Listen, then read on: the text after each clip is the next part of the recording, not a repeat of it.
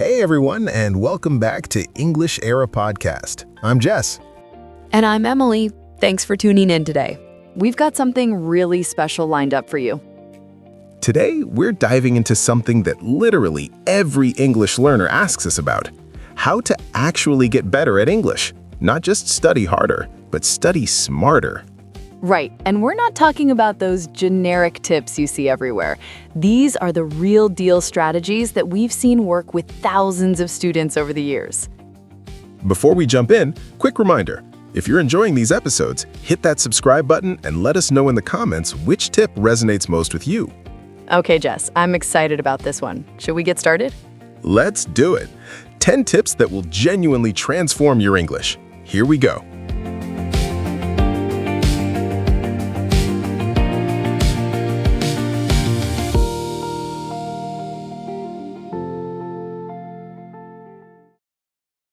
All right, tip number 1, and this is a big one. Stop translating everything in your head.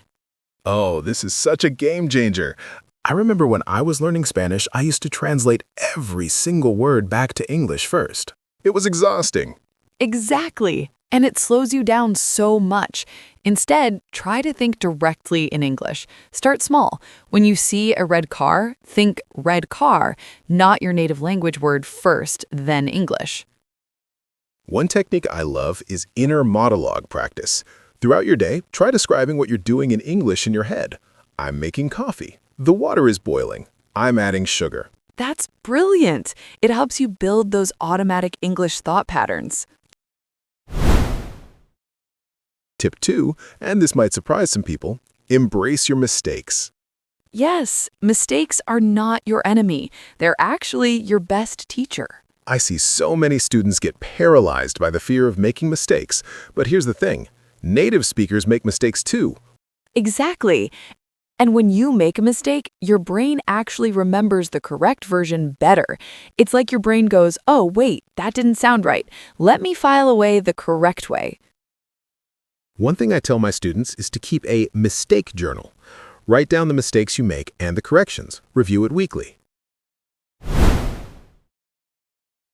Tip 3 is about learning chunks of language, not just individual words. This is huge. Instead of learning just happy, learn over the moon, on cloud 9, thrilled to bits. Right. Native speakers don't think word by word. We think in phrases and chunks. Like, we don't say, I am very tired. We say, I'm exhausted or I'm beat. And these chunks help you sound more natural. When you learn make a decision as one unit, you'll never say do a decision by mistake. Exactly. Start collecting these chunks. When you watch Netflix or listen to podcasts, notice the phrases people actually use.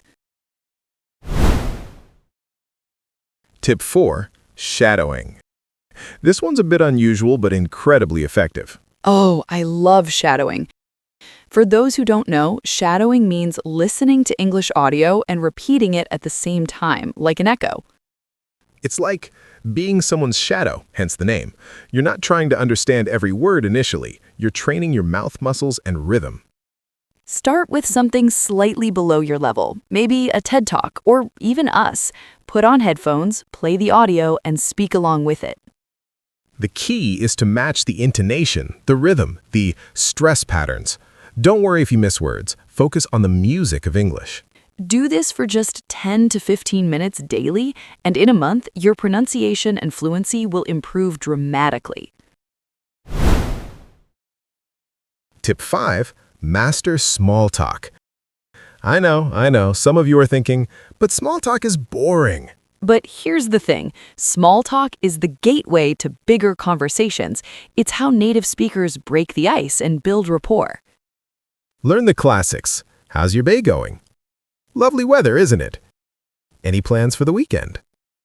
And don't just learn the questions, learn how to respond naturally.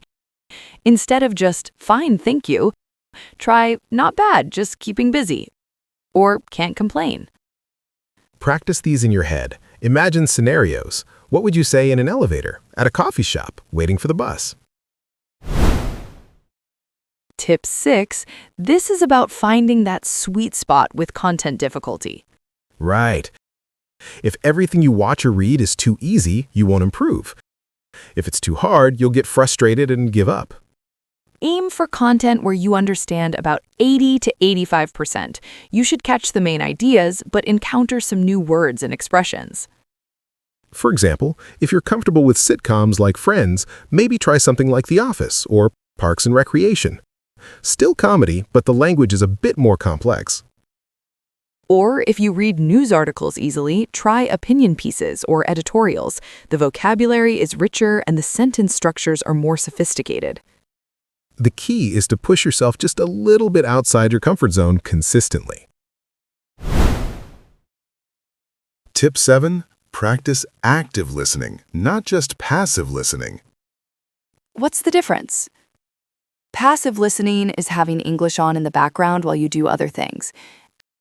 Active listening is focused, intentional practice. Don't get me wrong, passive listening has its place. It helps with getting your ear in and general exposure. But for real improvement, you need active sessions. Try this. Take a 5-minute YouTube video.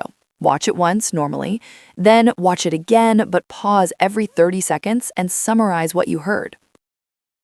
Or try dictation exercises. Play a sentence, pause, write it down word for word. This really trains your ear for English sounds and rhythms. Even 15 minutes of active listening daily will give you better results than hours of passive background English.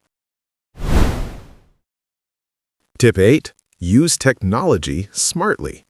There are so many amazing tools available now, but the key is choosing the right ones for your goals and using them consistently. For vocabulary, I love apps like Anki for spaced repetition. It shows you words just before you're about to forget them. For pronunciation, there's Sounds Pronunciation app or even Google Translate's pronunciation feature. You can record yourself and compare it to native speakers. And don't forget about browser extensions. Tools like Language Reactor for Netflix can show you subtitles in English with definitions right there. But remember, technology is just a tool. It can't replace actual practice and conversation. Tip 9 is about finding your tribe, building an English-speaking community around yourself. This doesn't mean you need to move to an English-speaking country. You can create this community wherever you are. Join online communities like Discord servers for English learners, or find local meetup groups, even virtual book clubs or hobby groups that operate in English. The goal is to have regular, low-pressure opportunities to use English socially, not in a classroom setting, but in real conversations about topics you actually care about. I've seen students transform their English just by joining gaming communities or hobby forums where they naturally use English to discuss their passions. Plus, when you're focused on the topic, whether it's cooking, photography, or cryptocurrency, you forget to be nervous about your English. And our final tip, tip 10, focus on process goals rather than just outcome goals. This is so important. Most people set goals like, I want to be fluent in 6 months, or I want to sound like a native. But those are outcome goals. They're hard to measure and can be demotivating if you don't hit them exactly. Instead, try process goals. I'll watch one English video daily. I'll have one English conversation per week. Or I'll read for 20 minutes in English every day. These goals are completely within your control. You can succeed at them every single day, which builds confidence and momentum. And here's the beautiful thing. If you consistently hit your process goals, the outcome goals take care of themselves naturally. Exactly. Focus on building habits and systems, not just dreams and wishes.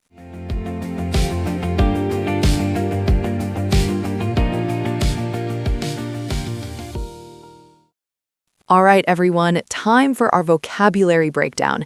Let's go through some of the key words and phrases from today's episode. First up, paralyzed. When we said students get paralyzed by fear, we meant they become unable to act or speak because they're so worried about making mistakes. Right, it's like being frozen. The deer was paralyzed by the headlights. You can also say paralyzed with fear or paralyzed by anxiety. Next, we talked about inner monologue. That's the voice in your head, your internal thoughts. My inner monologue is constantly running. That means I'm always thinking to myself. We also mentioned breaking the ice. This means starting a conversation or making people more comfortable in a social situation. Let me break the ice with a joke. I'll start with something to make everyone relax. Here's a good one, getting your ear in. This means getting accustomed to listening to a language or accent. After a few days in Scotland, I got my ear in for the accent. We also talked about spaced repetition. This is a learning technique where you review information at increasing intervals. Instead of cramming everything at once, you space out your practice sessions. Another useful phrase, sweet spot. This means the optimal point or level, not too easy, not too hard, but just right. For learning, find that sweet spot where you're challenged but not overwhelmed. And finally, demotivating. This means something that reduces your motivation or enthusiasm. Constant criticism can be really demotivating for learners. Great vocabulary today. Remember, don't just memorize these words, try to use them in your own sentences in conversations.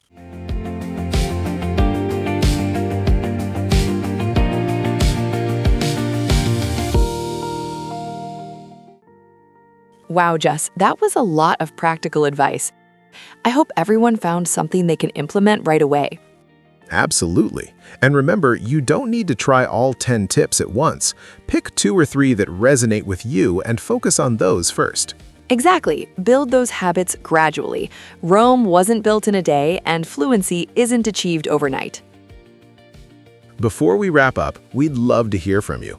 Which tip are you most excited to try? Drop us a comment or send us a message. And if you found this episode helpful, please share it with other English learners. We're all in this journey together.